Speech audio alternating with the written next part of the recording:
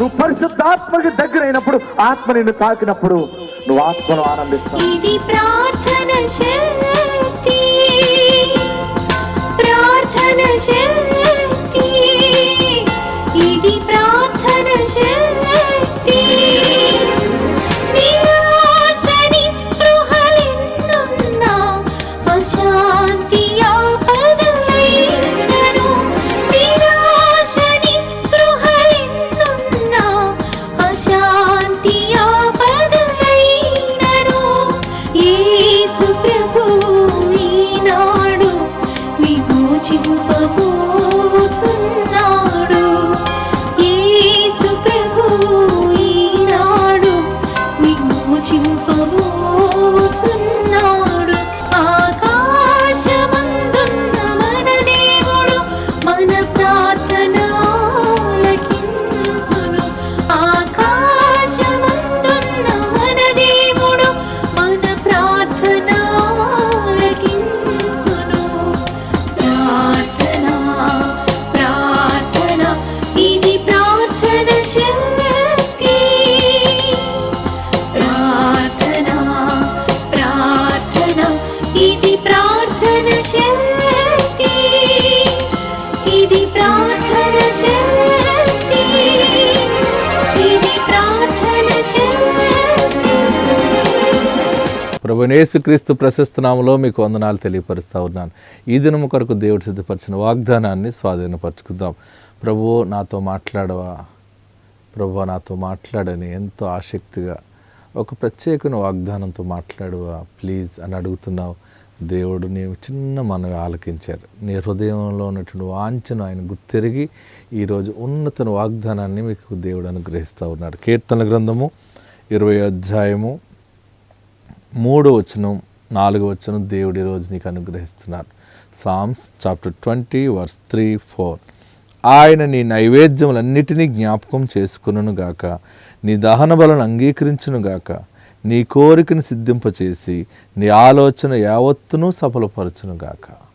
దేవుడు నీ కోరికను సిద్ధింపచేసి నీ ఆలోచన యావత్తు సఫలం చేస్తానని ప్రభు మాటిస్తూ ఉన్నారు. ఎంత గొప్ప చక్కని వాగ్దానం చూడండి. నా కోరిక ఎప్పుడు తీరుతుంది అంటే, నీ మనసులో ఉన్న కోరిక ఎవరికైనా చెబుదామంటే అది ఎవరికి అది అర్థం కాని పరిస్థితి అని ముందే ఆలోచన చేస్తూ ఉన్నావు. నీ చిన్న మనసులో ఉన్నటువంటి ఆ మధురమైనటువంటి ఆ కోరిక ఎవరికి చెప్పుకోలేకపోతున్నావు. దేవుడే తీరుస్తాడు. ప్రభువు నాకు సహాయకుడు. ఆయన నన్ను అన్యాయం చేసేవాడు కాదు, నాకు న్యాయాధిపతి. ఆయన తప్పక నా కోరిక నెరవేరుస్తారు. ఇది ఎవరికైనా చెప్తే అది హేళనగా ఉంటుంది, కానీ దేవునికి చెప్పుకుంటున్నాను. ఎప్పుడు తీరుతుంది, నిజంగా నా కోరిక తీరుతుందా అని అనుకుంటున్నావు కదా. నిశ్చయముగా దేవుడు నీ కోరికను నెరవేరుస్తున్నారు. అది ఏ రకమైన కోరిక అది దేవుడికి నీకు తెలుసు.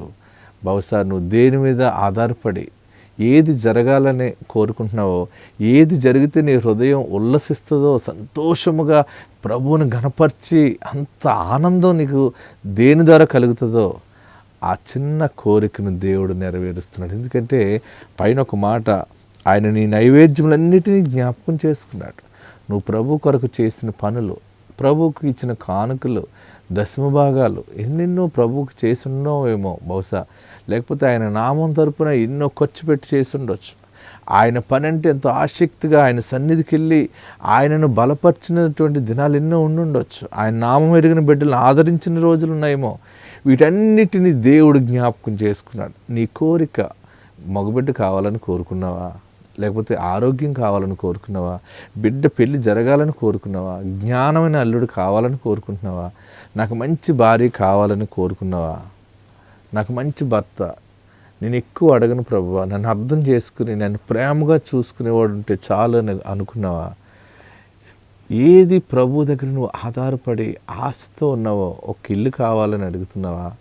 లేకపోతే కొంత భూమి కావాలి, లేకపోతే కొంత గోల్డ్ కావాలి, నలుగురిలో నన్ను ఒక స్థాయిలో నిలబెట్టు ప్రభువా, నేను ఎక్కువ అడగట్లేదు, నా చిన్న కోరికను ఎన్ని కోరికలు ప్రభు దగ్గర పెడుతున్నావో ఈరోజు వాగ్దానం చేసినాడు దేవుడు.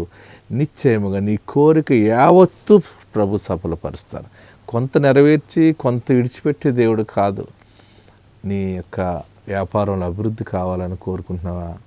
లేదా కోడలు మారితే చాలు బాబు అనుకున్నావా? తప్పక నీ కోడలకి దేవుడు మంచి మనస్సాక్షిని ఇవ్వబోతా ఉన్నాడు.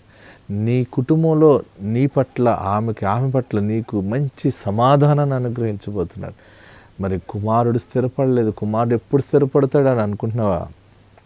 ఈ కోరికలు ఏమున్నాయో, ఇంకా నేను చెప్పలేని కోరికలు నీ మనసులో ఏమున్నాయో అది ప్రభువుకు తెలుసు, మీకు తెలుసు.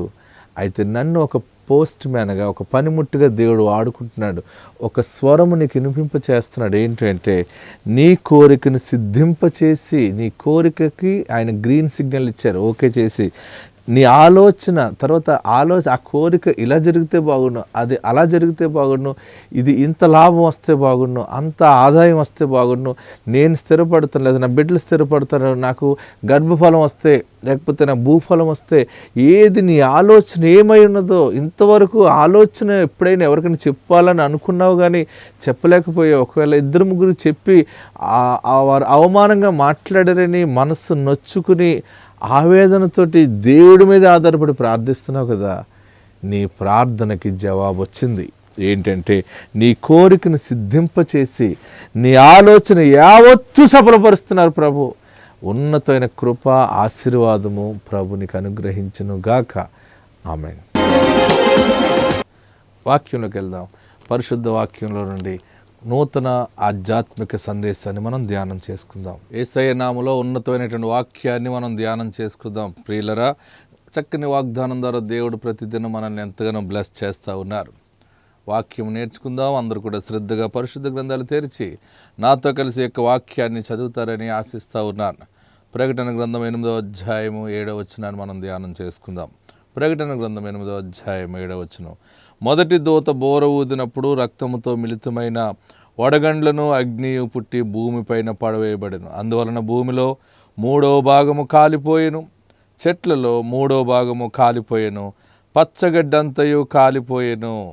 ప్రియులరా, మరి బోరధ్వని అనే అంశం మీద వాక్యాన్ని మనం ధ్యానం చేసుకుందాం. బోరధ్వని గురించి పరిశుద్ధ గ్రంథంలో అనేక రకాలుగా మనకి వాక్యాలు కనపడుతూ ఉన్నాయి. బోరధ్వనిలో ఎన్ని రకాల ధ్వనులు ఉన్నాయి, ఎవరెవరు ఊదిన బోరలు గురించి మన వాక్యంలో చాలా విషయాలు నేర్చుకోవాల్సిన అవసరం మనకుంది. వాక్యము మనం చదివేటప్పుడు, వాక్యము ధ్యానించేటప్పుడు మనము చాలా జాగ్రత్తగా ఉండాలి. అటు ఇటు ఎవరు తిరగవద్దు. శ్రద్ధగా వాక్యాన్ని మనం నేర్చుకుందాం. 7 దూతలు ఊదినటువంటి బోరలు, 7 దూతల 7 బోరలు, 7 బోరధ్వనులు. అయితే దేవుని బోర వేరు, దేవదూతల బోర వేరు. అందుకనే అది కడబోరధ్వని, దేవుని బోర.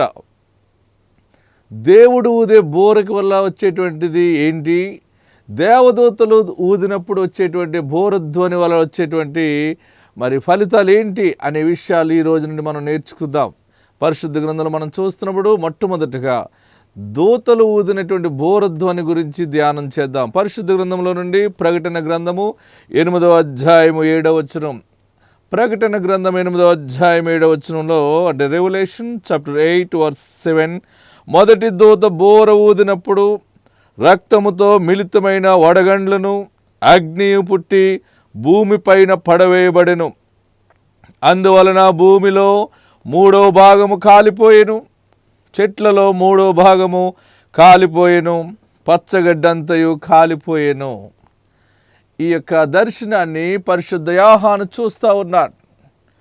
పరిశుద్ధ యోహాను ఈ దర్శనాన్ని చూస్తూ, ఈ దర్శనాన్ని ఎలా చూస్తున్నాడో అలా రాయటానికి కూడా దేవుడు అతనికి సహాయం చేసి ఉన్నాడు.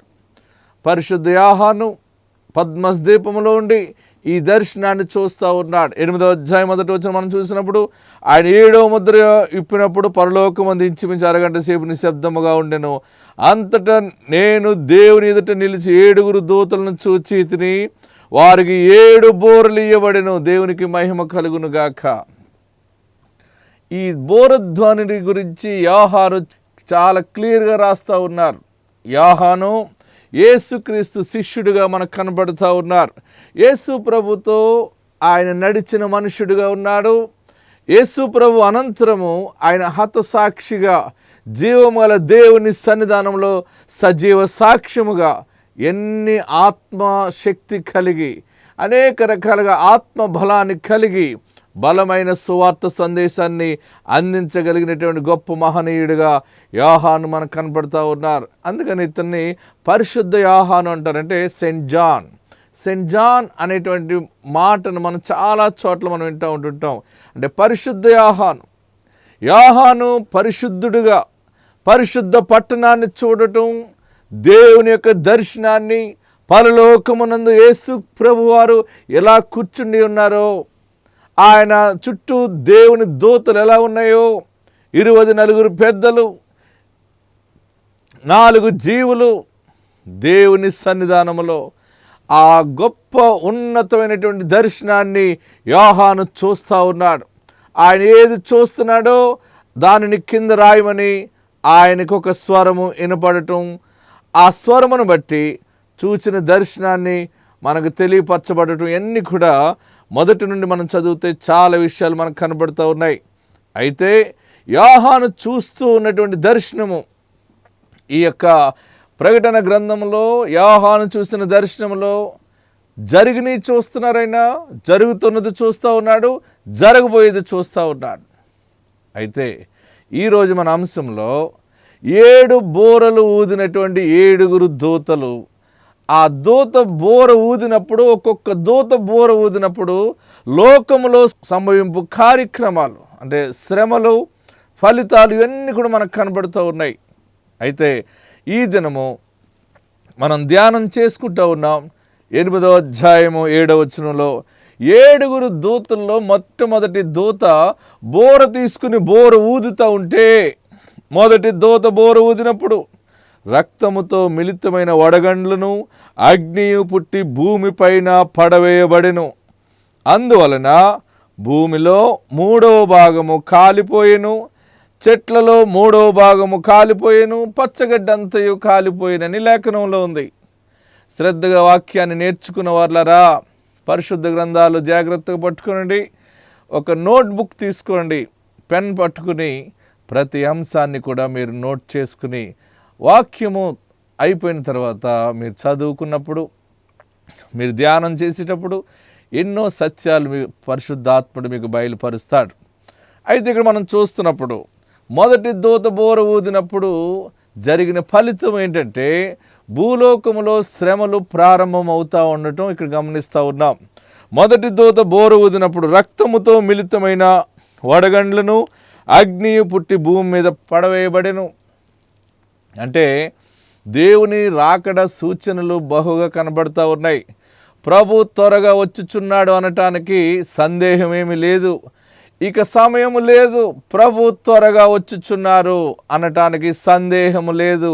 ఇంకా చాలా సమయం ఉందని అనుకుంటున్నామేమో, ఇక లేదు. ఈరోజు ఈ దినము నుండి మనం గమనిస్తూ ఉంటే జరుగుతున్న పరిస్థితులు, ఇంతవరకు జరిగిన పరిస్థితులను బాగా నిదానించి చూస్తే, ప్రజెంట్ నౌడేస్ ఈ టైంలో మనం ఉన్నటువంటి పరిస్థితి, ఇవన్నీ కూడా దేవుని వాక్యమునకు అనుకూలంగా కనబడుతూ ఉన్నాయి. ఇక సమయం ఎంతో లేదు. యేసుక్రీస్తు దేవుడని ఒప్పుకున్నవాడు రక్షించబడతాడు, దేవుని రాజ్యంలో చేరతాడని దేవుని వాక్యం సెలవిస్తూ ఉంది. ప్రియులరా, 7 దూతలు దేవుని సన్నిధానంలో నుండి బోరలు ఊదుతూ ఉన్నారు. మొట్టమొదటి దూత బోరు ఊదుతూ ఉన్నప్పుడు యోహాను చూస్తూ ఉన్నాడు. యోహానుకి దేవుడు చక్కని దర్శనాన్ని అనుగ్రహిస్తూ ఉన్నాడు. ఆయన దర్శనములో 7వ వచనం, రక్తముతో మిళితమైన వడగండ్లు అగ్నియు భూమిపైన పడవేయబడెను. నిర్గమాకాండంలో మనం చూస్తూ ఉన్నప్పుడు ఆల్రెడీ ఇది జరిగినటువంటి సంఘటనగా కనబడుతూ ఉంది, జరుగుతూ ఉన్న సంఘటనగా కనబడుతూ ఉంది. ఇశ్రాయేలీలు ఐగుప్తు నుండి వెళ్ళవలసిన సమయంలో మోషే ప్రార్థించినప్పుడు అక్కడ జరిగినటువంటి కార్యక్రమాలన్నీ మనకు తెలుసు.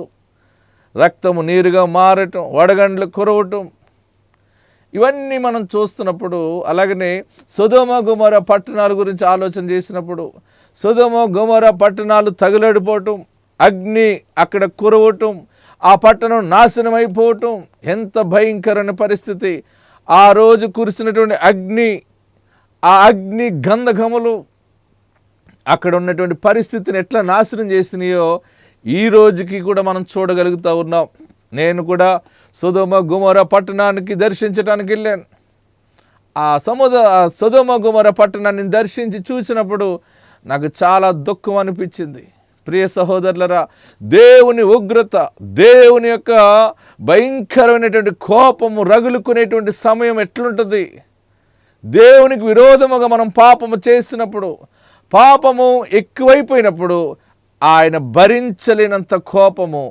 అయితే దేవుని యొక్క కోపము ఎక్కువైపోయినప్పుడు మానవుడి మీద తీర్చుకోవలసినటువంటి దేవుడు మానవుడి మీద తీర్చుకోకుండా పంచభూతాల మీద ఆయన కోపము రగులుకుంటూ ఉంది. అంటే ఇక్కడ దేవుని ప్రేమ ఎంత గొప్పగా ఉందో మనకు కనబడుతూ ఉంది ప్రియులరా. అంటే మానవుడు ఉన్నటువంటి భూమిని దేవుడు శపిస్తూ ఉన్నాడు. ఆదాము అవ్వ విషయం మనం చూసినప్పుడు అవ్వ చేసినటువంటి పాపం, దేవునికి విరోధంగా చేసినటువంటి ఒక పాపము, తినవద్దు అన్నటువంటి పండుని అవ్వ తినటం, తర్వాత ఆదాముకి పెట్టడం, దేవుని యొక్క సన్నిధిని కోల్పోయిన ఆదాము అవ్వల గురించి, యాడమ్ అండ్ ఈవ్ గురించి మనం ఆలోచన చేసినప్పుడు వారిని దేవుడు శిక్షించటం ఎలా శిక్షించాడో ఒకసారి గమనించండి.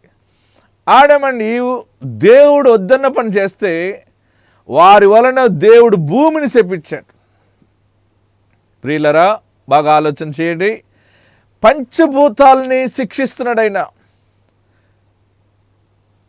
దేవుని యొక్క సన్నిధి నుండి కోపం వచ్చి మనిషి మీద పడితే మనిషి సర్వనాశనం అయిపోతాడు. కానీ పంచభూతాల మీదకి ఆయన కోపం ఎందుకు రగులుకుంటుందంటే పరిస్థితులను చూచి మానవుడు మార్పు చెందుతాడు. అయ్యో, నన్ను సృజించినటువంటి సృష్టికర్త ఒకడున్నాడు, ఆయనకు నేను లోబడవలసి ఉన్నది, నేను చేసే ప్రతి పనికి ఆయనకు నేను లెక్క చెప్పాలనేటువంటిది అర్థమవుతుందని దేవుడు ఎంత జ్ఞానముగా మానవుడికి జ్ఞానము కలిగేటువంటి పరిస్థితులను కలగజేస్తూ ఉన్నాడు.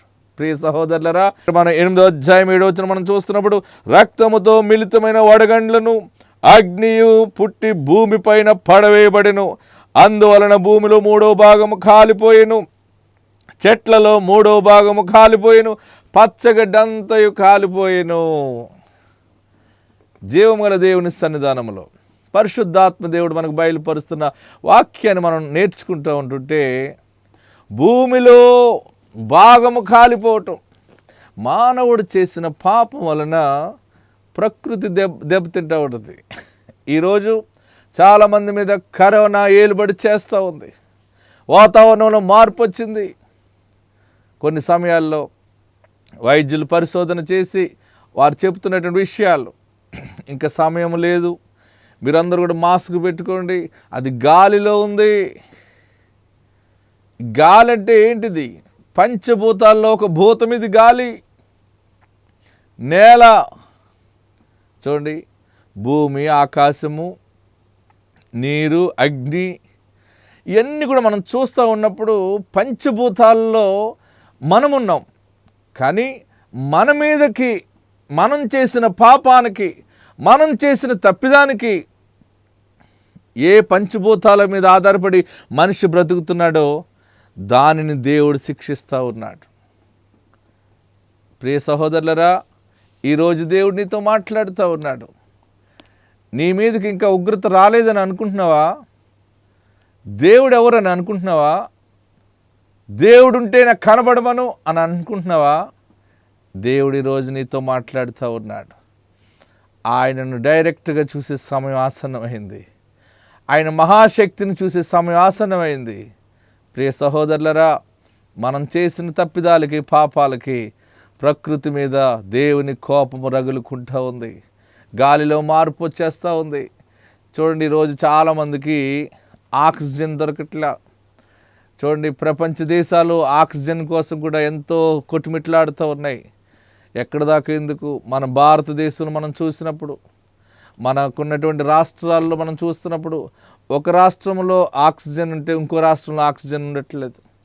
దానిని విమానాల మీద కూడా వెంటనే ట్యాంకర్లుగా తీసుకురావటం మనం చూస్తూ ఉన్నాం. ఆక్సిజన్ అందక జనాలు ఎలా చనిపోతున్నారో కూడా మనం చూస్తూ ఉన్నాం. ఎందుకు ఆక్సిజన్ తక్కువైంది? ఎందుకు ఆక్సిజన్ దొరకట్లేదు అంటే ప్రకటన గ్రంథం 8వ అధ్యాయం 7వ వచనం మనకు కరెక్ట్గా క్లియర్గా కనబడుతూ ఉంది. ఈ వాక్యాన్ని మీరు అండర్లైన్ చేసుకోండి. ఆక్సిజన్ ఏమైపోయింది? ఉన్న ఆక్సిజన్ ఏమైపోయింది?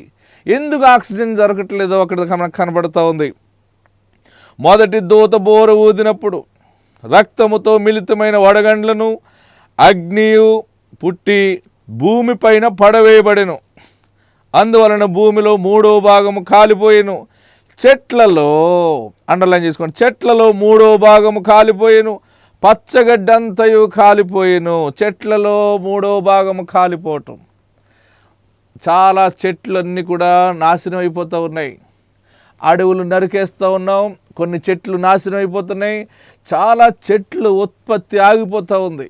దీని ద్వారా ఏమవుతుందంటే ఆక్సిజన్ తగ్గిపోతూ ఉంది.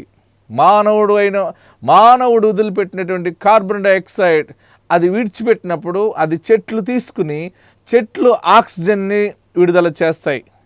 అయితే ఈరోజు పరిస్థితి ఎట్లుందంటే మానవుడు విడిచిపెట్టినటువంటి కార్బన్ డైఆక్సైడ్ని చెట్లు తీసుకుని మరలా చెట్ల నుండి ఆక్సిజన్ వచ్చే పరిస్థితి లేదు. మనం ఏది విడిచిపెడుతున్నామో అదే మరలా మనం తీసుకునే పరిస్థితి ఎదురవుతూ ఉంది. అందుకనే మన లోపల ఉన్నటువంటి ఆర్గన్స్ పాడైపోతూ ఉన్నాయి.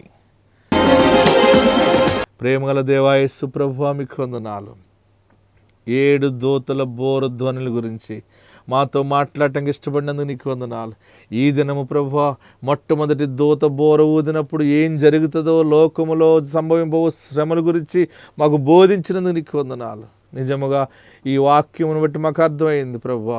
3వ భాగము చెట్లు కాలిపోయినాయి, పచ్చగడ్డి అంతా కూడా కాలిపోయింది, వడగండ్లు కురిసిని, అన్నీ కూడా జరిగి ఉన్నాయి ప్రభువా, జరుగుతూ ఉన్నాయి. బాబు, ఈ మహాశ్రమల కాలంలో ఈ కుటుంబాన్ని ఆదుకో రాజా. ఈ కుటుంబాన్ని మీ యొక్క పరిశుద్ధ హస్తాలతో ఆదుకోండి ప్రభువా. ఎంతో భయము ఆందోళనతో కేకలు వేసి ఏడుస్తూ ఉన్నారు, గుండె పగిలిపోయినంత బాధతోటి భయపడుతూ ఉన్నారు. నజరేయుడైన యేసు నామములో వీరి మీద ఏలుబడి చేస్తున్న భయము పోవునుగాక. ప్రతి కీడు యేసు నామములో దాని పొమ్మని ఆజ్ఞాపిస్తూ ఉన్నాను. ప్రతి ఒక్క విధమైనటువంటి దుష్ట శక్తుల ప్రభావము ప్రభువా, ఏ భయంకరమైనటువంటి చీకటి శక్తులు ఈ కుటుంబాన్ని గలిబిలి చేస్తూ ఉన్నాయో నువ్వు ఇచ్చిన అధికారం బట్టి నజరేయుడైన యేసు నామములో దాన్ని పొమ్మని ఆజ్ఞాపిస్తూ ఉన్నాను. ప్రభువానికి వందనాలు. చేతబడి శక్తుల చేత ఎందరూ పీడించబడుతూ ఉన్నారు, దయ్యపు శక్తుల చేత ఎందరూ పీడించబడుతూ ఉన్నారు. నువ్వు ఇచ్చిన అధికారం బట్టి నజరేయుడైన యేసు నామములో చీకటిని పొమ్మని ఆజ్ఞాపిస్తున్నాను. విడుదల కలుగుగాక. ఈ కుటుంబానికి ఆరోగ్యం దయచేయండి, దైవిక స్వస్థత దయచేయండి, శాంతి దయచేయండి. యేసు నామములో అడుగుచున్నాము తండ్రి, ఆమేన్.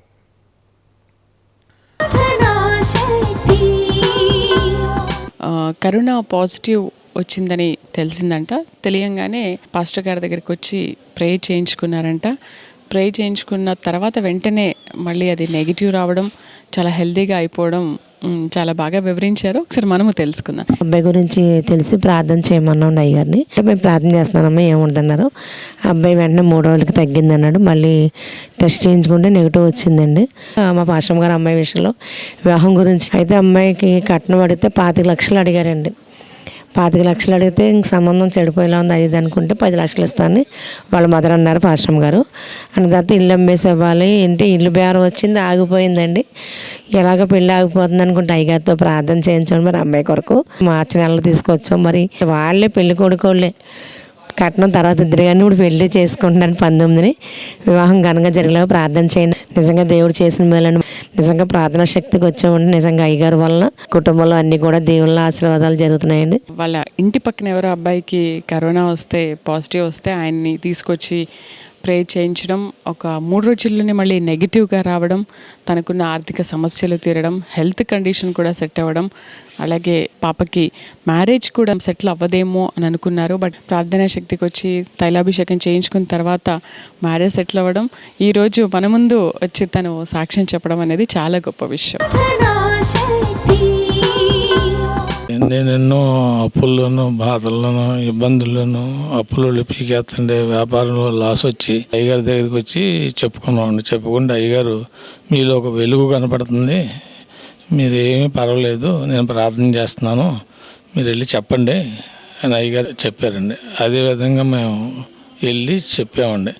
చెప్తే అప్పులోళ్ళు కూడా ఆగి అడగకుండా ఇప్పటి వరకు కూడా ఇబ్బంది పెట్టకుండా ఉన్నారండి. నేను కోడిగుడ్డట్లో కాటన్స్ బిజినెస్ చేస్తానండి. ఆ బిజినెస్లో నాకు లాస్ వచ్చిందండి. లాస్ వస్తే అయ్యగారు ప్రార్థన చేశారు, బాగుంటుంది అన్నారు. తణుకు నుంచి లాస్ట్ ఇయర్ 2019 నుంచి వీళ్ళు కంటిన్యూస్గా వస్తున్నారు. అప్పుల ఊబిలో చిక్కుకున్న పర్సన్. ఇలాంటి సమస్యలన్నింటి నుంచి కూడా ఒక్క ప్రార్థనా శక్తి, ఒక్క తైలాభిషేకంతో ఆయన మహిమ పొందారు. ఈరోజు ఆయన చాలా ప్రశాంతంగా ఉన్నారు. అంటే ప్రార్థనా శక్తికి రాకంటే ముందు ఆయన చాలామంది అప్పుల వాళ్ళతో బాధలు పడడం, వాళ్ళు హింసించడం ఇలాంటివి జరిగేవి. ఎప్పుడైతే ప్రార్థన చేయించుకున్నారో ఆయన చాలా విముక్తి పొందారు. ఇంత గొప్ప మేలు జరగడం, ఇన్ని గొప్ప అద్భుత సాక్ష్యాల్ని మనం చూస్తున్నాము అంటే నిజంగా దేవుని గొప్పతనమే అనుకోవచ్చు. ఈ కార్యక్రమానికి స్పాన్సర్ చేసినటువంటి ఎస్ శ్రీనివాసు, జ్యోతి, తేజస్వి, శిరీష మాచవరం నుండి మీరు ఈ కార్యక్రమానికి స్పాన్సర్ చేసి ఉన్నారు. దేవుడు మిమ్మల్ని దీవించును గాక. మీరు ఈ కార్యక్రమం కొరకు 10,000 రూపాయలు స్పాన్సర్ చేసి ఉన్నారు. మీరు స్పాన్సర్ చేసిన దాన్ని బట్టి సువార్త ప్రకటించబడింది. మొదట దేవుని పని చేస్తే దేవుడు మన పని చేస్తాడు. దేవుని వాక్యము సెలవిస్తూ ఉంది. మరి మీరు మీ కష్టార్జితంతో ఈ టీవీ పరిచర్య, దేవుని రాజ్యము, దేవుని వాక్యము ప్రజల్లోకి వెళ్ళటానికి, అనేక మంది ఆదరించబడటానికి, ఓదార్చబడటానికి మీరు స్పాన్సర్ చేసిన 10,000 రూపాయల ద్వారా ఇంత గొప్ప సేవ జరిగింది. దీని నిమిత్తము దేవుడు మీరు అనుకున్న కార్యాన్ని నెరవేరుస్తారు. ఏ పని తొందరగా జరగాలని దేవుని విశ్వాసముతోటి మొదటగా నువ్వు దేవుని పని చేసేవో, 10,000 రూపాయలు స్పాన్సర్ చేసి దేవుని విశ్వాసం ఉంచి ఉన్నావో, ఆ పని దేవుడు 100% నీ పట్ల జరిగించును గాక. నీ కొరకు ప్రార్థిస్తున్నాను. కృపగల దేవా, మీకు వందనాలు. కన్నీటితో విత్తువాడు సంతోషగానంతో పంట కోస్తాడని నీ లేఖనంలో మీరు మాకు బయలుపరిచి ఉన్నారు. ప్రభువా, ఈ యొక్క కుటుంబము నీ సేవ కొరకు 10,000 రూపాయలు స్పాన్సర్ చేసి ఉన్నారు. దీని ద్వారా ఈ టెలికాస్ట్ అవటానికి ఖర్చు అయింది ప్రభువా. దీని ద్వారా సువార్త ప్రకటించబడింది. ఎంతమంది కన్నీళ్ళు తొడవబడ్డాయో, ఎన్ని కుటుంబాలు ఆదరించబడ్డారో, ఓదార్చబడ్డారో, ఆ కుటుంబాల్లోకి వచ్చినటువంటి దీవెన అంతా కూడా ఈ కుటుంబానికి మీరు దయచేయండి. ఏ పని జరగాలని విత్తనం వేసుకున్నారో 100% వీరికి దయచేయండి. యేసు నామములో అడుగుచున్నాము తండ్రి, ఆమేన్.